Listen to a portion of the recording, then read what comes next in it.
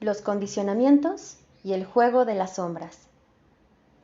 Como ya se habrán dado cuenta, me ausenté por un par de semanas de mi contenido por algunas actividades que han ido surgiendo, pero ya estamos de vuelta. Pensando en el tema que podría impartir esta semana, recordé una conversación que tuve hace algún tiempo con alguien. Esta persona me externaba su incomodidad ante el hecho de que me dedicara a hacer contenido. Me compartió los prejuicios que tenía hacia mí y se despidió de mí diciéndome que me perseguía un estigma. Reflexioné sobre esta experiencia y me di cuenta de cómo el sistema nos llena la cabeza de perspectivas llenas de conflicto. Verán, las personas reaccionamos, pensamos, creemos, juzgamos, hacemos o vivimos según lo que se ha vertido en nuestras mentes desde que somos niños hasta nuestro momento actual. En otras palabras, siempre estamos interpretando el mundo con los lentes que hemos creado a través de nuestro contexto y experiencias. Siempre estamos interpretando el presente con la información que hemos adquirido del pasado. El sistema externo nos enseña que el otro habla de nosotros, nos define, nos ataca y que debemos defendernos. Y además, que si ganas siendo el más habilidoso para insultar, eres superior que el que no tiene habilidades para ganarte insultando. No sé si ustedes pueden ver lo ridículo de este discurso, pero al igual que muchas personas en determinado momento de mi vida, yo también me lo compré. Aprovechando la experiencia de la que les he venido hablando, reflexioné. ¿Qué nos hace pensar que los prejuicios, perspectivas, críticas, expectativas, etiquetas e ideales que salen de nuestra mente, de nuestra historia personal, de nuestro contexto familiar, de nuestro recorrido, le pertenecen al otro? ¿Qué nos lleva a pensar que los otros deben dejar de ser quienes son o dejar de hacer lo que hacen para que nosotros estemos cómodos y satisfechos con nuestras propias limitaciones de pensamiento? ¿Y por qué tendríamos que girar alrededor de los prejuicios, perspectivas, críticas, expectativas, etiquetas e ideales de otros cuando provienen de su historia personal y por lo tanto esa historia personal es un trabajo del que debemos encargarnos de forma individual? Los condicionamientos y las perspectivas que ofrece el sistema externo son perspectivas basura, que solo están diseñadas para crear conflicto e incomodidad frente a la diversidad que existe. Y a cada persona es responsable de limpiar su basura personal. Y antes del siguiente ejemplo, quisiera hablarles de un condicionamiento que, si bien he dedicado varios videos a compartirles mi visión sobre diferentes condicionamientos, para el siguiente ejemplo quiero hablarles sobre uno en específico. En muchas novelas, películas y series vemos cómo los protagonistas viven ciertas experiencias que hacen que sus padres no estén orgullosos, llámese desempleo, fracaso, divorcio, entre otras cosas. Y los protagonistas buscan cómo ser dignos de que sus padres se sientan orgullosos, y viene el giro de la trama en el que se vuelven superiores y se ganan el reconocimiento de sus padres. El mensaje a nuestras mentes es que el reconocimiento a los hijos depende de lo que los hijos hagan o consigan para ganarse tal reconocimiento. Su mera existencia no es lo suficientemente valiosa. El mensaje a los hijos es el reconocimiento, pues no es algo que debas recibir por ser quien eres. Debes esforzarte y ganarte la aceptación y el reconocimiento de otros. Y así comienza nuestra adaptación a este sistema basado en campañas publicitarias de las grandes industrias, en las cuales la aceptación que merecemos o el valor que tenemos gira alrededor de las necesidades de las élites, alrededor de vivir nuestras vidas para ganarnos la aceptación de la sociedad. Dicho esto, empecemos con el ejemplo.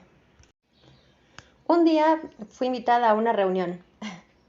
Había personas de diversas profesiones y llega una señora con una reacción muy destructiva hablando de una de sus colegas. A esta persona le llamaré Guayaba. Hoy amanecí con ganas de usar nombres de frutas. Después de un rato de convivencia, Guayaba me compartía que era psicóloga. Estaba por terminar, no recuerdo si su doctorado o su maestría, pero estaba viviendo un periodo muy estresante. Frustrada y enojada, hablaba cosas desagradables de su colega, a quien llamaremos Manzana. Bueno, Guayaba decía, ¿cómo es posible? Si yo conocía a esta persona de la primaria, conozco sus actitudes destructivas, no era buena persona. ¿Cómo es posible que sea tan reconocida en el área de la psicología? Yo sé lo que era en el pasado. Mientras el resto de personas creían que de verdad esto se trataba de la manzana, yo veía en el discurso de la Guayaba la herida de su niña interior. Mientras el resto creía escuchar la verdad de un adulto, yo escuchaba los lamentos del niño interno que desestabilizaban a la adulta. Curiosa me pregunta, ¿cómo se vería esto con tu enfoque? Le pregunté si estaba realmente segura y me dijo que sí. Muy bien. ¿Qué tan suficiente te sientes en tu profesión? Me respondió que no se sentía suficiente. ¿Qué pasaba cuando eras niña que te hizo creer esto? Me contó que cuando niña su madre la ponía a competir a ella y sus hermanas en diferentes actividades y solo a las que ganaban la competencia las reconocía como suficientes. Sus hermanas mayores siempre la vencieron y ella no pudo recibir reconocimiento por su madre y esto detonó un sentimiento de insuficiencia. Sí. Me daba cuenta que Guayaba era la menor. Las otras hermanas mayores siempre terminaban siendo más rápidas. La Guayaba era más pequeña, aún seguía tomando experiencia en la práctica de las actividades, y como no lograba ganarle a las otras para que su madre pudiera reconocer su existencia, creyó que era insuficiente y comenzó a desarrollar una autoexigencia para ser mejor que sus hermanas y así ser digna del reconocimiento de su madre. Pero este reconocimiento nunca llegó, pese a que se esforzaba muchísimo más que sus hermanas para compensar la diferencia de edades. Nunca las venció y nunca se reconoció su esfuerzo. Cuando veía a su colega tener éxito siendo una simple mortal con errores sin el peso de la autoexigencia que Guayaba cargaba en ella, Guayaba se enojaba y su niña interna expresaba los reclamos que no pudo hacer a su madre cuando era pequeña. Su niña interna gritaba, ¿por qué si yo me esfuerzo más no me reconoces a mí? ¿Y por qué ella tiene un éxito libre de autoexigencia que no puedo experimentar yo? Su madre no las golpeaba, no les gritaba, no usaba violencia, solo les enseñaba lo que ella creía que las volvería suficientes. Esto no lo hace una mala persona. El niño que no sabe cómo reconocerse a sí mismo usa las herramientas que el adulto le enseña y las reproduce en toda su vida. Ella vivía angustiada porque creía que sería suficiente hasta ser mejor que otros. La manzana, que solo vivía su vida sin darse cuenta, le mostraba la solución a su conflicto. Guayaba envió a la sombra su derecho a ser reconocida siendo tal y como es. Y ver que Manzana se permitía la libertad que ella no, y además tenía éxito y era reconocida, le molestaba porque pinchaba su herida. Cuando Guayaba lo entendió, echó en lágrimas. Dime, ¿el problema es tuyo o de la manzana?, le pregunté.